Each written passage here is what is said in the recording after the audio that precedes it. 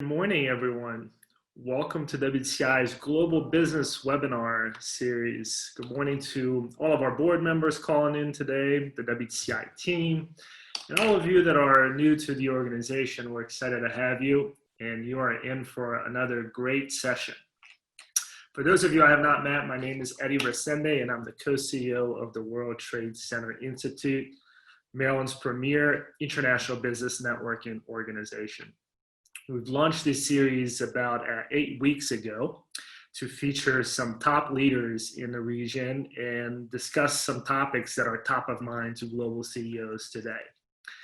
Our last 8 webinars, we've touched on a variety of topics from global food security to the future of globalization, disruptions to supply chain, and much more. Today, we're excited to talk to Jeff Cochran, who's a partner at Shapiro Negotiations Institute, a great friend, someone we've known for a number of years, on the topic of negotiating in a virtual world. As most of you know, negotiating in general is a tough skill to have. It's not natural to a lot of people. And when you're living in the world that we're living in now, it's just an additional layer of complexity. A little bit about Jeff. He's been in this business for 20 plus years. He is, as I mentioned, a partner at Shapiro Negotiations Institute. He is one of the highest rated speakers that we've had for our emerging and developing global executives, has traveled all over the world, lived in Asia, has done workshops in South America, in Europe, and he has a wealth of knowledge when it comes to best practice in negotiating. He represents clients such as Verizon, the Chicago Bears, Baltimore Ravens, JP Morgan Chase, and many others. We always love having Jeff. He's an exciting speaker. And the way that we'll work today is we'll have 20 minutes for Jeff's presentation, followed by some Q&A discussions. Throughout this presentation, you can submit your questions via the Q&A feature on the bottom of your screen. We will monitor those throughout the presentation and then share some of the questions with Jeff. So Jeff, thank you so much. We appreciate you being here, and we're excited to hear what's going on in your world and what advice you have for people who are negotiating employment contracts, leases. It could be many suppliers, working with suppliers all over the world. How do you do it behind screens, and what's the difference? Walk us through the process. Jeff, you there? You want to unmute? See if we have Jeff. Oh, there he is. There, can you hear me? Yeah, can you hear us? Yeah, I can hear you fine. All right. That's great. Thank you. What I'd like to do is share my screen, and let's see if we can do that one. And let's see, you know, the key to these presentations is to always be prepared. Can you see that? Looking good. Great. All right. And the voice, everything along those lines going well? Everything's great. All right, perfect. Thank you very much. Thank you, Eddie. As Eddie said, my name is Jeff Cochran, and I'm with the Shapiro Negotiations Institute. And, you know, our stock and trade is negotiations, and we typically think of that as very much an online endeavor. And so with the current circumstance we find ourselves in, more and more we're trying to negotiate, and you know, many of us are doing it the same way that we've always done it, and we have to make a little bit of an adjustment. And so today we're going to talk about a little bit of the adjustment. Now, fortunately, you know, as with most things, just because we move it online, you know, it doesn't overhaul everything. But it does involve changing our style, maybe changing some of the things that we do to make ourselves more effective. We're still going to follow the principles set forth in our books. The first, the power of nice. How to negotiate so that everybody wins, especially you. A lot of folks have mentioned, you know, that's a fantastic book, but some of the folks we deal with they haven't read it, or at least not the nice part. So we follow that up: bullies, tyrants, and impossible people. Dare to prepare and perfecting your pitch. And everything we talk about is based on those books. So let's talk about a couple of things. One of the points that we always like to make is, and this hasn't changed, let us never negotiate out of fear, but let us never fear to negotiate. Kind of interesting talking about fear and negotiations. What is some of the fear that might creep in currently? And what fears might be additional because we moved into the virtual world? Well, I've got a couple of options. What causes the most fear in your negotiations? Is it fear of rejection, fear of fracturing the relationship, fear of losing, fear of winning, or fear of the unknown? I'd like you to, if you would, enter into the chat any fears that you might have when it comes to negotiations. Anybody have any fear? And you don't have to write fear of, just you can write rejection, losing, winning, fracturing the relationship, fear of looking silly, losing, ruining the relationship. Any others? All right, special thanks to Anna and Brian and M. Gummy for your quick responses. In fact, if each of you will chat me privately with your address, I will send you a copy of our book. Carla, too late, just missed it. Carla said fracturing the relationship. Now she has a new fear, answering too late. So anyhow, sorry there, Carla. But if the others will private chat me your address, I'll be happy to send you a copy of our book. All right, so we know that there's a lot of fear out there. Giving up too much, yeah, that's the fear of winning. Maybe you win, but at what cost? Fear of the unknown. Yeah, and that's why we followed up with the Madame Curie quote. Nothing in life is to be feared, it's only to be understood. And the more you understand the nuts and bolts of the negotiation, the more you understand some of the ways that the negotiations might change when it goes to an online medium, the more successful you'll be. So, what are some of those virtual negotiating best practices for your team? Well, you know what? We talk about our agenda. What would we like to get out of this? Well, we're going to give you some tools for negotiating virtually. And we're going to run a quick, I'll tell you about a virtual negotiation. And then we're going to allow a little time for Q&A. So if you have your Q's, get them ready because I've got some A's. All right? And all right, so what does it look like, virtual negotiating best practices for your team? Well, the first one that we'd like to talk about, choose the right medium. Just like in real life, you have to decide, do I pick up the phone or do I send an email? And there's a concept of media richness.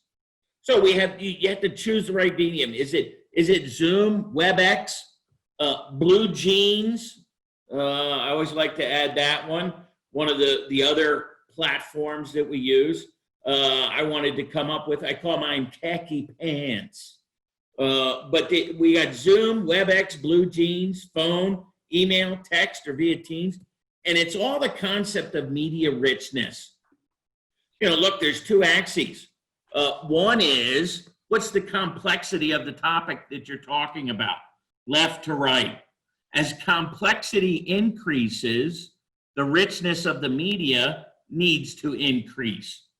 So let's look at this. You are in a first-time meeting with someone. Your first interaction has to be as rich as possible. So if I'm going to have a meeting, can I set something up with one of the platforms we talked about? Perhaps a Zoom that everybody's familiar with. You have to be platform agnostic because you know what? Your prospect or the person you're trying to sell to, look, we've had several clients who say, because of security issues, we do not use Zoom. We are faithful users of WebEx. Well, if I come back and say, I'm not really familiar with WebEx, that becomes difficult. So you have to be platform agnostic. Know as many platforms as you possibly can and match the richness to the relationship. Look, your best interaction is face-to-face. Well, you know what? These days, that isn't going to happen as often. So we have to be very comfortable with the video call. Pick up the phone when you might be. Every time you interact with your prospect or partner, you have to think through what is the right medium. Bad news is very easy to deliver over the phone. So maybe we want to, when receiving bad news, jack up the medium richness to make it a little more difficult for the other side. I don't know who's familiar with an experiment that was conducted years ago where they had individuals and they were told that they were testing the effect of negative stimulus on learning. Every time the learning subject made a mistake, the test subject was to administer an electric shock. The electric shocks started getting higher and higher and higher voltage to the point where the dial that set the voltage went up into the danger zone. Well, it was interesting. Now, the whole thing was a setup. There was no voltage, but there was an actor in the chair on the other side. In the experiment, when there was a solid wall between the test subject and the actor, no one had any problems administering an electric shock that was up in the danger zone. However, when that wall was replaced with plate glass so that you could see the actor, well, you know what? No one administered the electric shock. It was too difficult to watch. Well, can we increase the media richness in order to make it difficult for the other side to administer our electric shock? The next component we want to talk about is focus on the opportunities of a virtual sales call. Instead of looking at, this is really difficult, we look at the opportunity. For instance, your notes are available. You can have cues and prompts all over the room. Nobody knows what I'm wearing from the chest down. And let's be honest, nobody wants to. But the bottom line is, I can have my notes here. I can have all types of things available to me. I can have someone else in the room giving me notes. Yeah, I know. We're on time. Yeah. In fact, you can have all type. Would you stop that, please? Who knows what the audience is when everybody's in the room? So we have a tremendous opportunity. We also have an opportunity to call a recess or regroup. I'm online. Oh my goodness, we better do something. Suddenly, my transmission is a little bit shaky. Oh no, I'm just kidding. Obviously, that's a ridiculous example. But this is my mentor, Ron Shapiro, one of his top negotiation tips was don't be afraid to say, I'll get back to you. Well, that's a lot easier on a Zoom call than it is face-to-face. You drove out to Cleveland to meet with me. It's kind of hard to say, yeah, I'll get back to you. I'll drive out to Cleveland again next week. But on a Zoom call, that's a lot easier. Also, on a Zoom call, it's important to, and I know this is going to sound ridiculously simple, be yourself. We tend to get very stilted when we're on camera. I better clean up my act because they're only going to get a portion of it. Be very personable about your environment and get the other side to open up and share. And remember, sometimes the best way to get them to share is for you to share. So, I might start off with a video call or a call from my home and say, just as a warning, some of my pets are in the house. I have a I have a lizard. You may hear it bark. And, if you hear that, let me ask you, do you have pets? Oh, you do? Are you working from home? You also have a barking lizard. I mean, this might become an opportunity for a little bit of bonding. So don't be afraid to share. Here's another tip we talk about, some of the logistics. Make sure that there are a lot of visuals. If you have, we are all familiar with the expression death by PowerPoint. I had a client one time, I had 32 slides that I wanted to show. They said, you know what? It's our company policy. No more than 18 slides. Well, you know what I did? I doubled up some of the slides. I mean, don't let the tail wag the dog. But we do know that the more visuals, the better the presentation. You know what? If you can keep everyone's eyes focused, you should change the slides on a regular basis. Maybe not like I'm doing right now, but if you have good content on each slide, you want 3 times the number of slides and 2 times the content. It's counterintuitive, 2 times the content. Why would you do, why wouldn't you slow down because of the medium? The challenge is some people are going to latch onto some things, some are going to latch onto something else.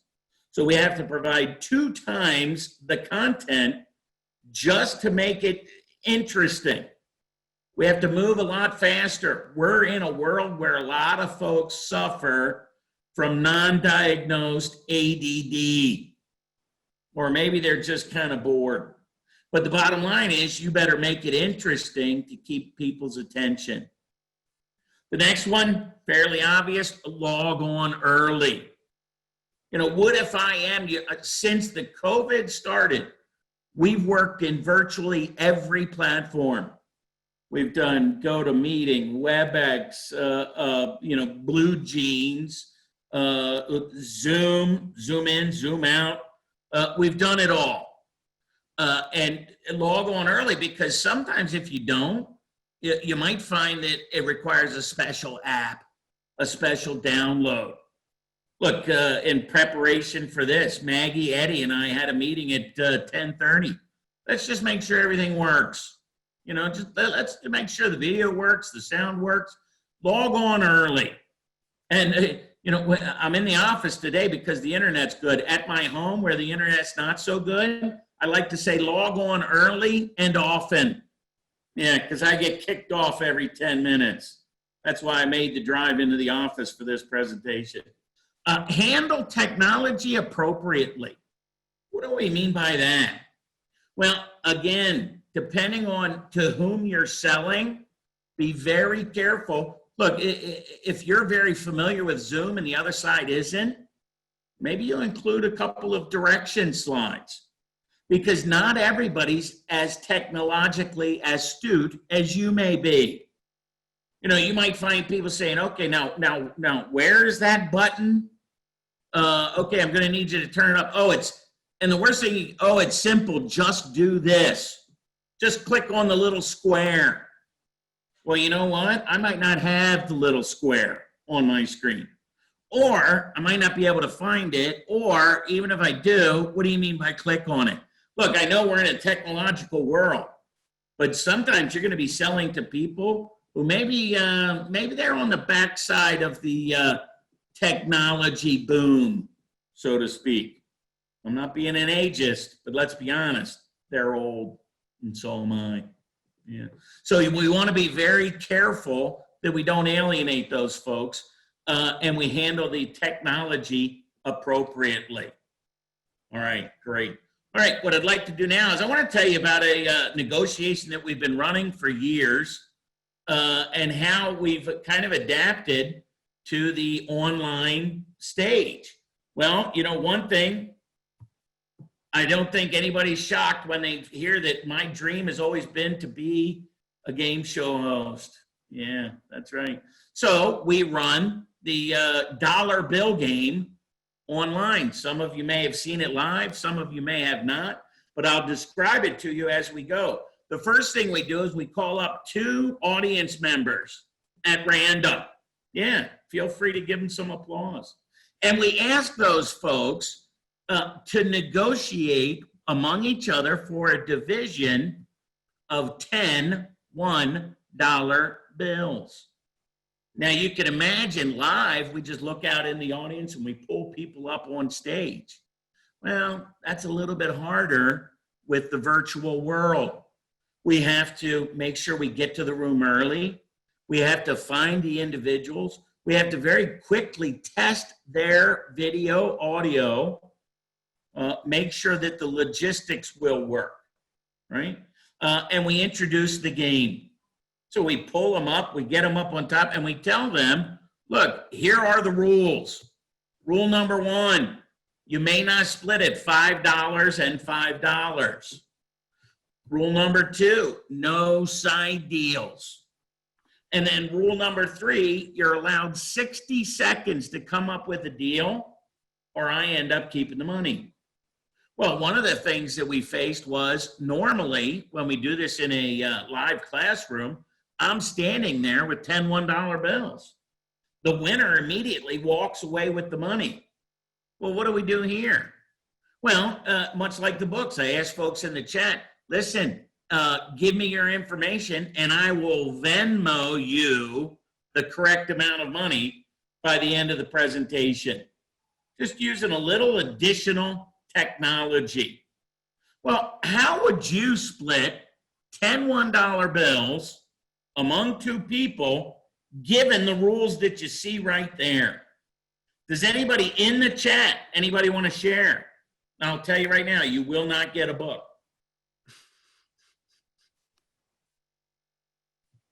Anyone want to enter in the chat?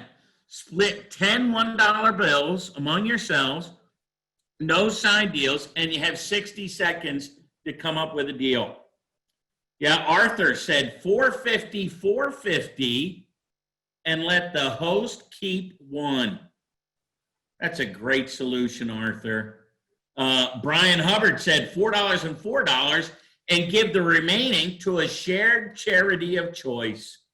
Thank you, Brian. Oftentimes, I am the charity. Yeah. Anyone else have a solution? Hammer, paper, scissors. Winner takes all.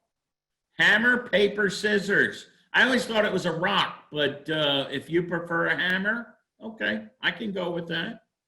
Hammer, paper, scissors. Winner takes all. How about this? Let me tell you what happened about that pair that I told you about. Look, they negotiated. They knew the rules. One of the things, they ended up not splitting the money, and I kept the money. I love it when that's the outcome. So how did that happen? Well, win-lose very quickly becomes lose-lose. Win-lose becomes lose-lose.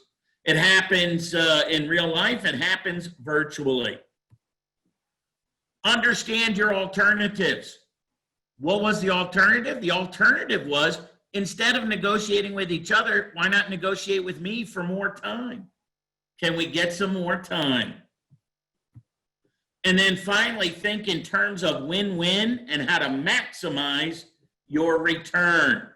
I saw one here by B.Z. Lakowski, or B.Z. Lakowski. 6 to the competition and 4 to me, and I still win.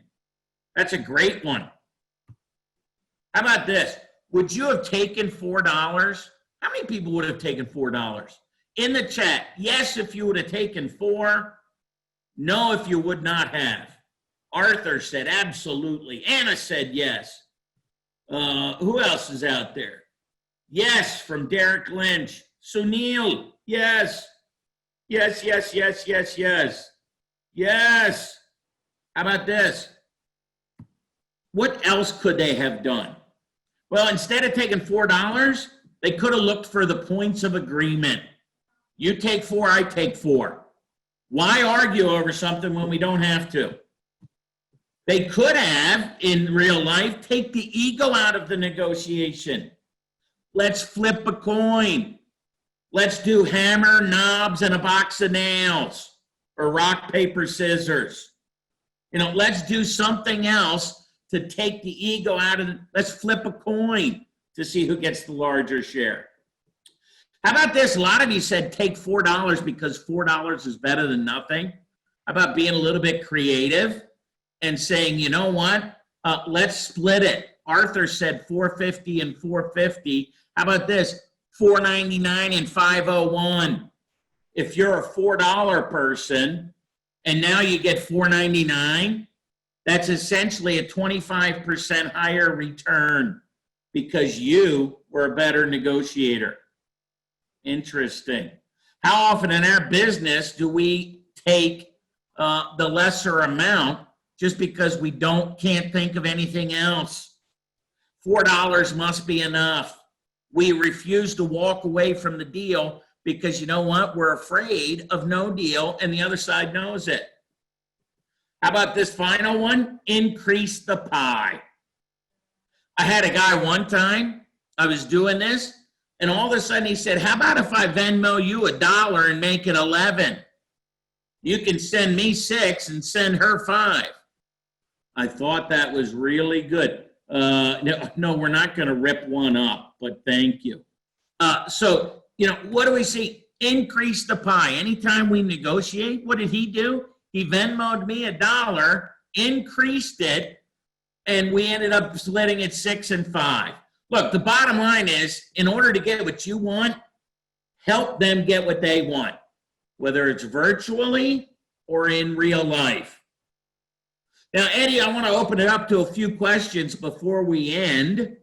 And what's the best way to handle that? People put it in chat, or do you have any prepared? So we do have some already submitted, but we also, people can either put it on chat or they could do it via the Q&A channel as well. So the first question, Jeff, as you know, a lot of our callers are international business leaders. So Sure. They're also dealing with another layer of complexion, which is you're negotiating with people from different cultures, different time zones. That sometimes they may not have their camera on. There's an interpreter. What are some of the best practices when you're negotiating in a virtual world with individuals from other countries? Sure. We are firm believers that negotiation is negotiation worldwide. I mean, look, there are many differences in between cultures, but, the basics still apply. Prepare, probe, and propose. Now, there is complexity, though. We're not saying that, you don't have to make adjustments. There are some adjustments that you do have to make. We know that in some cultures, Japanese culture, for instance, people are more reticent to answer questions, and it can be very embarrassing to ask a question to which they do not have the answer. So one of the things that we talk about is, in part of our preparation, send questions ahead of time. These are some things in writing. Remember when we said choose the medium? The face-to-face medium may not be the best place to ask a difficult question. Now, if you're dealing with, for instance, the Korean culture, they are very fast-paced. They are often, compared to the New Yorkers. They talk fast. They want fast action. That might be a case where a quick text might be far more important than, setting up a call, setting up a time to Zoom. You receive text from Korea during the day, which for them is the middle of the night. They seem to be going 24/7, and variations within. We did some programs in the Philippines, and in setting up the Philippine program, we had to do a lot of calls. In that culture, it was very important to make sure that the video was on so that you could catch any reactions. They were very reluctant to give you bad news, verbally over the phone. But if you were watching their body language, it was very easy to pick up. So I think that the key to negotiations internationally is to use as many tools as you have available to prepare, to ask the questions, and ultimately to make the proposal. Very helpful. Thank you for that. Another question. Earlier today, you were sharing with me before we started the call about a recent negotiations experience you had with the current client, where they were asking about, because of what's going on in COVID and the fact that a lot of the services are being offered virtually, that they're expecting to reduce the rates. Absolutely. Are you seeing that happening in other aspects of negotiations? People trying to take advantage of the situation, unfortunately, and trying to negotiate because of the outbreak and people working remotely. Look, because of the outbreak and because of the economic situation that's going along with it, we're all under a tremendous amount of financial pressure to reduce costs, do the best that we can. Well, so the pitch for our business is, let's go virtual, and we can eliminate some of the costs. So this one particular client says, listen, if we go virtually, if we do the program virtually, what will the savings be? And I said, well, you're going to save a tremendous amount because you're not going to have travel. You're not going to have people out of the field. You're not going to have hotel costs. He goes, no. What's the savings in your fee? And of course, I said, well, you know what? The savings in our fee, in fact, it should go up, but we're going to keep it the same. Why should it go up? Well, for online, we need a producer. We need to do multiple sessions instead of one large session. But again, keep an eye on, as we sell, what are the underlying advantages? Look, you can afford to pay me more because of how much you're going to be saving in other areas. How about this? Because we deliver training with spaced repetition. When we get a 24-person cohort in Cleveland, for instance, they all have to fly to Cleveland. And we have to do it in one day because we're not going to fly them there multiple times. Well, if we do things virtually, we can hit them every Tuesday at 10 o'clock. With a little spaced repetition, you know what? They can practice Tuesday's skill for a week before we get to the following Tuesday. So whatever your business is, there has to be an advantage to the virtual aspect that will far offset some of the fee reduction that they're looking for. Beautiful. Michael Bryant taught me, listen, you know what? If you have to walk away from a deal, walk away from the deal. Great. Jeff, we've got several other questions coming in, but we are a little bit out of time. So what I would like to ask you, so we will get back to those people with answers to your questions. But for those that want to get involved, want additional training, learn more about negotiations, what's the best way to stay in touch with your group and be involved going forward? Thank you very much. The best thing to do is download SNI on the go mobile app. It's a mobile app, goes right on your phone, can help you with every deal. Talks about some of the concepts that we didn't have time to talk about today. There's some videos for your self-education. But of course, we are always available at sniteam.com. So let me send that to everyone. Let's see. All panelists and attendees. And I will send it. It is my name, Cochran, at sniteam.com. And you can always reach us there. Perfect. Jeff, thank you so much. I've had the privilege to participate in some of your webinars and trainings for the past 4 years, and I always leave with some new ideas and things that I want to put in place for my own negotiations practice.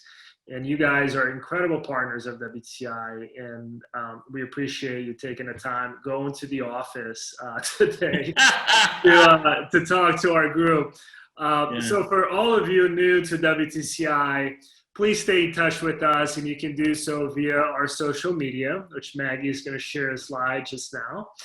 And for those interested in membership, you can get in touch with Lydia Yodi, who is our Senior Manager of Business Development and Membership. We will be in touch with all of you with the next lineup of webinars that we have coming up. There's some exciting topics that we are working on, and we look forward to connecting with you during our next webinar, if not before. Thank all of you. Thank you, Jeff, and have a great rest of the day.